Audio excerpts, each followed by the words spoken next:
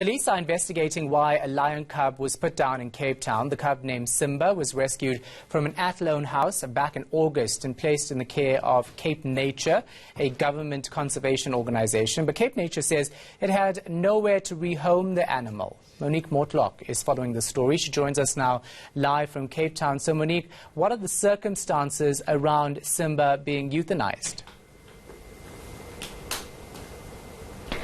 Shahan, in August, when the police's stock theft unit found Simba, the lion cub, in a house in Athlone, they then placed it in the care of Cape Nature, who's the conservation authority in the Western Cape.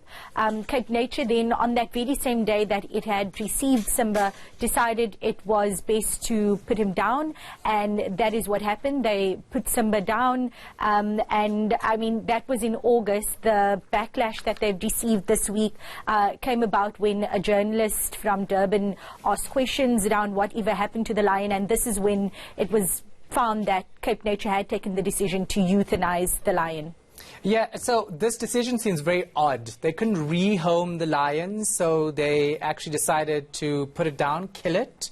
Doesn't make sense to most people. So according to Cape Nature, it wasn't an easy decision. In fact, it was quite a difficult decision that they had to make, and it's one that they often have to make because they deal with hundreds of cases like these from animals, confiscated animals and plants. We spoke to Dr. Ernst Bart from Cape Nature, who's the executive director of the conservation operations, and he explained that they had followed international best practice when it comes to this. Just take a listen to what he has to say. I personally believe it doesn't take days to come to a decision and to come to a conclusion in this regard. And Cape Nature used those protocols as I've described it.